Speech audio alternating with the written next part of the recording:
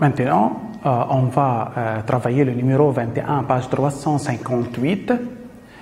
Dans cet exercice, on va étudier la lumière émise par quoi? Par un tube fluorescent et aussi les gaz formant ce tube. Ok, pardon. Dans cet exercice, on va étudier le gaz et la lumière émise par un tube fluorescent. Maintenant, dans le document A, on donne la photo observée par un spectroscope qui analyse la lumière qui sort de quoi? D'un tube fluorescent. Ce sont les niveaux d'énergie de l'atome de l'atome de mercure. Dans le document B, on donne les niveaux d'énergie de l'atome mercure. Dans la partie 1 de l'exercice, 1A, que représente cette photo? Que représente cette photo? Cette photo est observée par un spectroscope qui analyse la lumière qui sort de quoi? D'un tube fluorescent. C'est quoi? Tout d'abord, c'est un spectre. C'est le spectre de d'émission du tube. Ray d'émission du tube. Maintenant, partie B. La lumière émise par le tube est-elle monochromatique ou polychromatique? Remarquons bien, puisque cette lumière est formée de plusieurs longueurs d'onde, donc c'est une lumière polychromatique et non monochromatique. La lumière émise par le tube est analysée par un spectroscope qui montre qu'elle est formée de quoi? De plusieurs longueurs d'onde et formée de plusieurs longueurs d'onde, alors c'est une lumière C'est une lumière polychromatique. C'est une lumière polychromatique. Maintenant, dans la partie C, on demande de trouver les valeurs lambda 1 et lambda 2 de ces raies. On donne les valeurs des autres raies. Comment on va procéder? Remarquons, on trouve le fond est un papier millimétré. On donne d'ici jusque-là, c'est 600 nanomètres. Donc, la distance qui sépare ce niveau à ce niveau, c'est combien? C'est 200 nanomètres. D'ici jusque-là, on a 200 nanomètres. 200 nanomètres. Et dans entre ces deux niveaux, si je compte le nombre de divisions, je trouve qu'on a 10 divisions. 10 divisions qui sont étalées. 10 divisions sont étalées sur 200 nanomètres. Et par suite, à chaque division correspond combien? Correspond 20 nanomètres. Maintenant, ça, c'est une division. Dans une division se trouve combien? Si je compte les sous-divisions, 1, 2, 3, 4, 5, 6, 7, 8, 9, 10, se trouve 10 sous-divisions. Donc, chaque sous-division, c'est 0,1 div. Chaque sous-division, c'est 0,1 div. Combien de sous-divisions se trouvent entre cette trait et cette trait correspondant à la longueur d'onde lambda 1? Je compte 1, 2, 3. 3 sous-divisions, c'est-à-dire 0,3 divisions. Donc, Combien égale 0,3 division? Chaque division, c'est 20 nanomètres. Donc, 0,3 div correspond à quoi? 0,3 fois 20 divisé par 1, c'est 6 nanomètres. Donc, à quoi est égal lambda 2? Lambda 2 est égal à 400 nanomètres plus 6 nanomètres. La réponse, c'est 406 quoi? Nanomètres. C'est ça. Comment je peux calculer lambda 2? De la même manière, combien de divisions se trouvent entre 7 traits et 7 traits? Donc, en comptant le nombre de divisions d'ici jusque-là, qu'est-ce que je trouve? Je trouve 1 division plus 8 sous-divisions, yani 1,8 divisions. 1,1 division correspond à quoi? À 20 nanomètres. Donc, 1,8 division. 1,8 division correspond à combien? Si je multiplie ça par ça, je trouve 36 nanomètres. Donc, à quoi est égal lambda 2? Lambda 2, c'est ici, c'est 400 plus combien d'ici jusque-là? On a trouvé 36 nanomètres, c'est-à-dire 400 plus 36. La réponse, c'est combien? 436 quoi? Nanomètres. Ça, c'est la longueur d'onde numéro 2. Ça, c'est la longueur, pardon, ça, c'est la longueur d'onde, je m'excuse. Ici, numéro quoi? Numéro 1. Je m'excuse. Maintenant, partie 3. Dans la partie 3, on dit que pour vérifier que ce tube contient du mercure, on donne dans le document B le diagramme des niveaux d'énergie de quoi? De l'atome de mercure. Dans le tube et en absence de toute décharge électrique, les atomes de mercure sont à l'état fondamental. Les atomes de mercure dans le tube sont à l'état fondamental lorsque le tube n'est pas allumé. La décharge électrique produit un flux d'électrons polycinétique. Que veut dire un flux d'électrons polycinétique? C'est-à-dire un ensemble des électrons dont les énergies cinétiques ne sont pas quoi égales, ou des électrons dont les vitesses ne sont pas égales.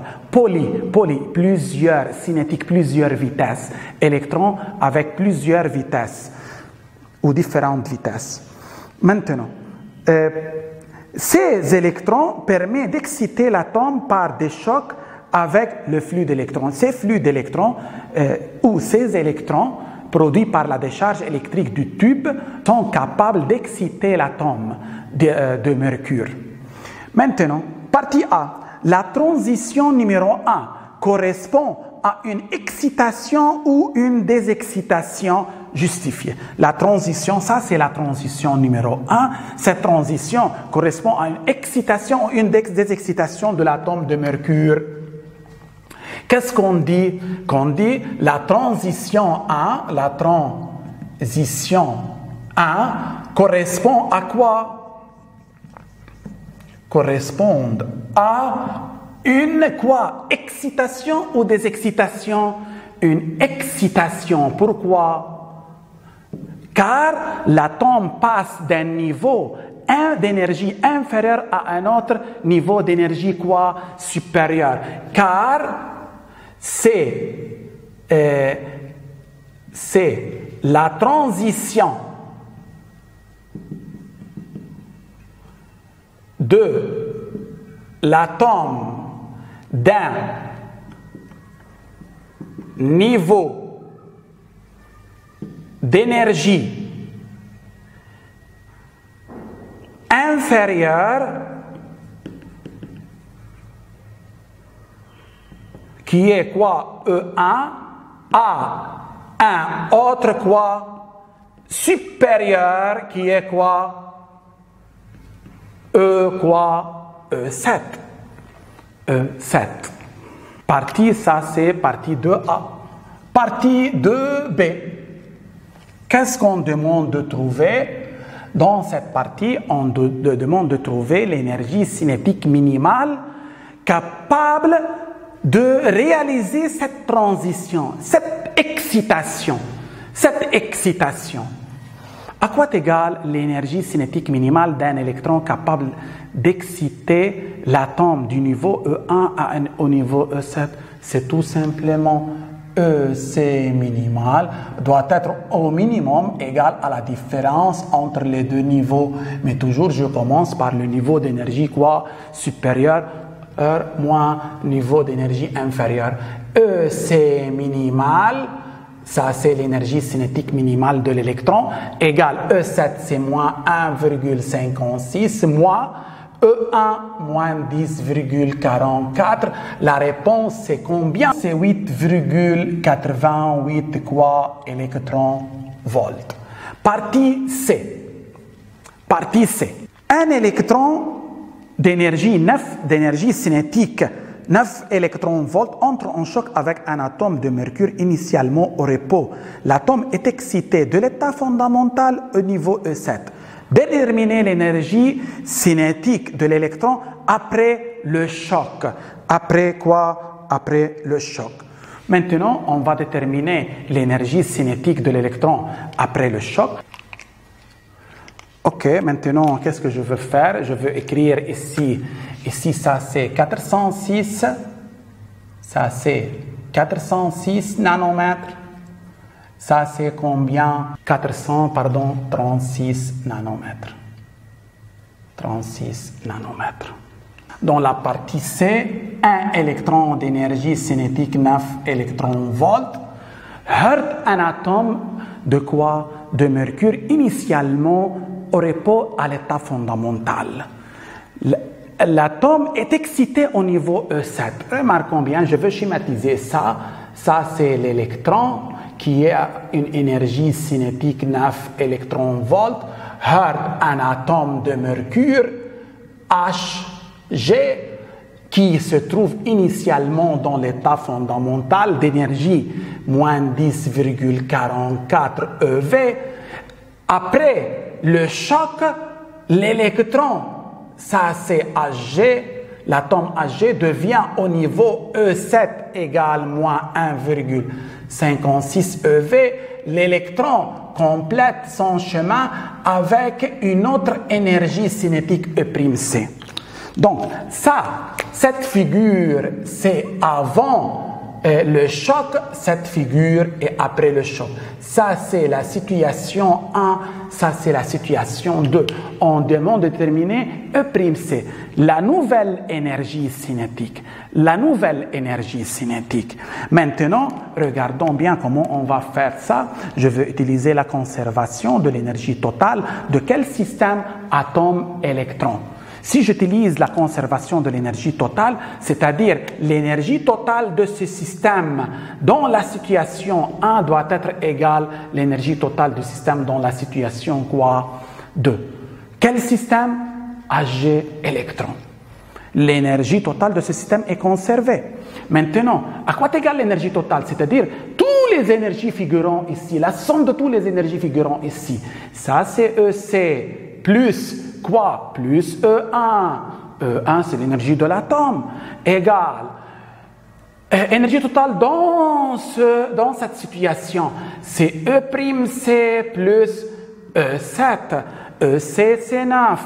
Moins 10,44 égale E'C inconnu plus moins 1,56 eV. À quoi égale E'C dans ce cas? C'est 0,21 électron-volts. Donc, après le choc, l'électron excite l'atome au niveau E7 et cet électron complète son mouvement avec une énergie cinétique inférieure à 0,21 électron-volts. Où disparaît cette perte? L'énergie cinétique de l'électron descend de 9 à 0,21 électron-volts. Cette perte est gagnée par qui? Par l'atome. L'atome est excité du niveau E1 au niveau quoi? E7. Maintenant, je veux démontrer que la longueur d'onde émise par l'atome de mercure lors de sa désexcitation d'un niveau En au niveau EP, En moins EP, ici 1240 quoi nanomètres. Ici, En supérieur à EP, c'est-à-dire N plus grand que quoi? Que P. Je veux démontrer ça. Je veux quoi? Démontrer ça. Ça, c'est très facile. Lors de la désexcitation du niveau En au niveau EP, il y a émission d'un photon d'énergie. À quoi égale l'énergie du photon? L'énergie du photon, c'est En moins EP. D'autre part, l'énergie du photon, c'est quoi? C'est Hc sur lambda. Mais quelle longueur d'onde? La longueur d'onde qui est produite par l'atome lors de la désexcitation du niveau En au niveau EP. Donc, je peux calculer lambda en travaillant sur ces deux membres seulement. Je veux transporter lambda en haut et faire descendre cette différence vers le bas. Qu'est-ce que j'obtiens? Lambda NP égale Hc sur En moins quoi? Moins EP. Maintenant, je veux faire le calcul. La réponse doit être en nanomètres. En et EP dans cette expression sont en électronvolts. On va savoir. En est en quoi? Est en électronvolts. EP est en électronvolts. La réponse est en nanomètres. Remarquons bien. Égal. 6,62 fois 10 exposant moins 34 joules seconde fois 3 fois 10 exposant quoi? 8 mètres par seconde sur En moins EP. Si j'utilise ça en joules, ces deux grandeurs vont être en quoi? En joules. Et par suite, je peux simplifier. Maintenant, si ça en électronvolts, je veux transformer le joule en quoi? En électronvolts. Remarquons bien, je peux simplifier. Et 6 secondes, il reste mètre. Si ça en électronvolts, je peux simplifier électronvolt par électronvolt. La réponse sera en mètres qui est l'unité de lambda dans le système international. Donc tout d'abord, qu'est-ce que je veux faire? Je veux transformer 6,62 fois 10 moins 34. Comment je transforme? Du joule au seconde, sachant que 1 électronvolt, 1,6 fois 10 moins 19 joules. Maintenant, qu'est-ce que je veux faire? Je veux diviser ça par 1,6 fois 10 exposant moins 19. On obtient une réponse en électronvolts. Ici, fois 3 fois 10 exposant 8 quoi? Mètres.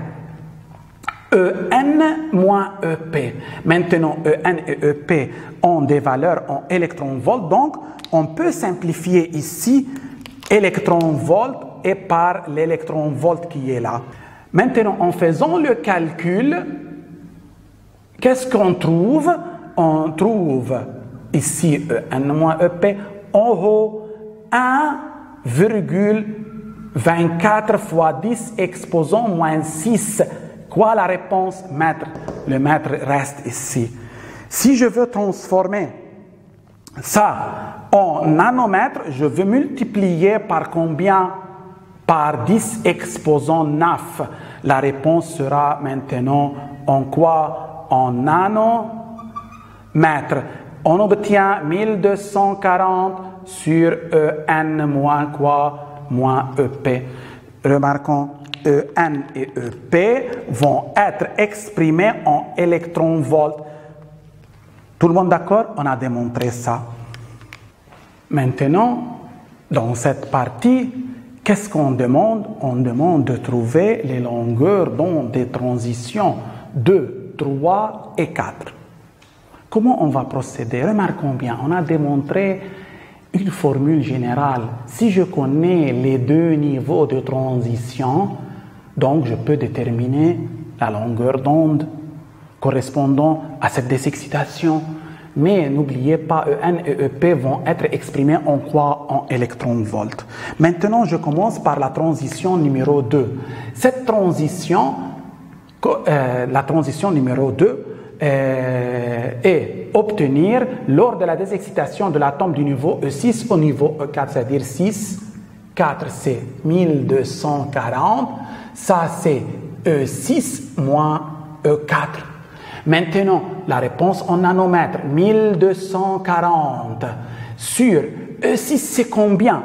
Ici, c'est moins 2,72. Moins E4, ça c'est E4, moins 4,99, c'est-à-dire plus 4,99 ici. Tout ça en électronvolts. Quelle est la réponse dans ce cas?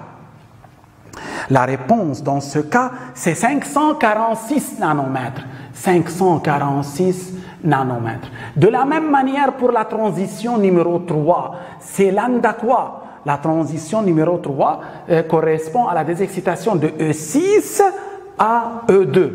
De 6 à 2, c'est 1240 sur E6 moins E2, c'est 1240 sur E6, c'est moins 2,72, E2, c'est moins 5,77, c'est plus 5,77.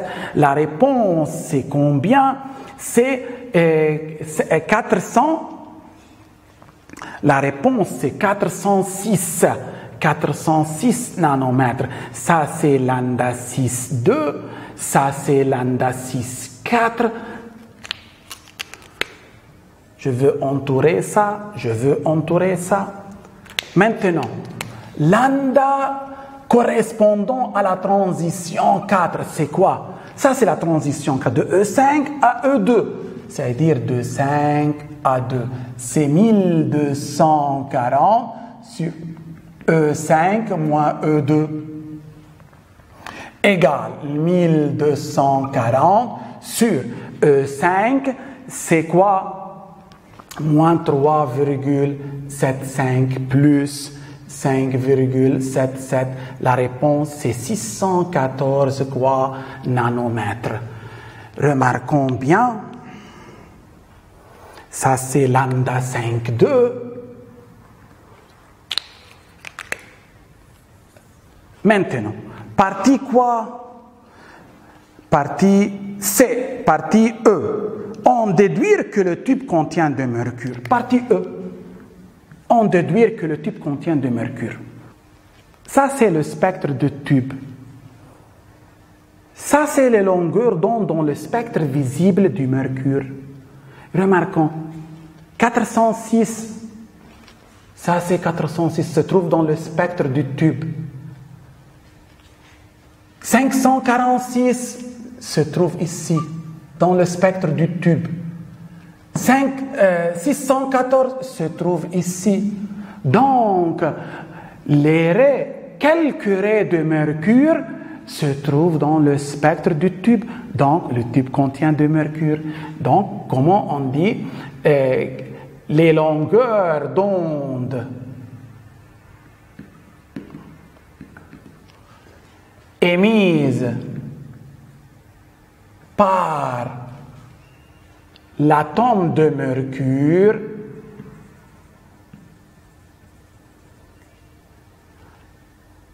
lambda 5,2, lambda 6,2 et lambda 6,4 se trouvent où? Se trouvent dans le spectre du tube.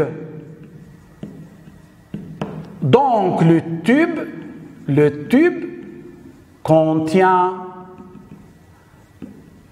de mercure. Le tube contient de mercure.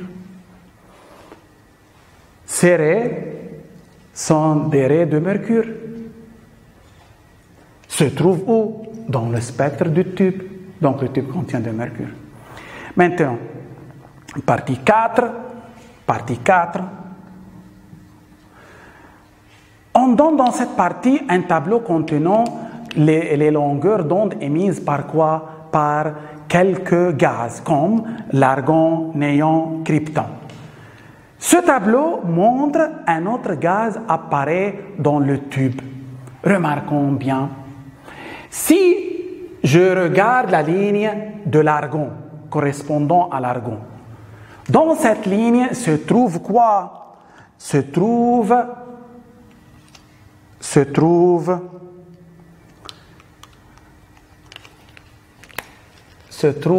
430 5 nanomètres et c'est proche de 436. Et on trouve 490 nanomètres qui est aussi proche de cette valeur. Donc, ces deux valeurs correspondent pratiquement à quoi? Aux longueurs d'onde émises par l'atome d'argon. Donc, le tube contient de quoi? Contient de l'argon. Le tube contient de l'argon. Car il existe des radiations émises par l'argon se trouvent où? Dans le spectre. Maintenant, comment on va répondre à la question? Il existe des radiations émises par l'argon qui se trouve dans le spectre du tube.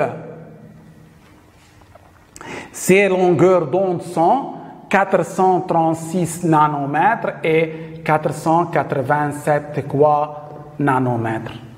Et par suite, le tube contient de l'argon. Contient de l'argon. Pardon, je m'excuse, ça c'est la partie 3. La partie 4, qu'est-ce qu'on demande dans la partie 4? Ces genres de tubes sont généralement appelés tubes de néon. Ces tubes appelés tubes de néon.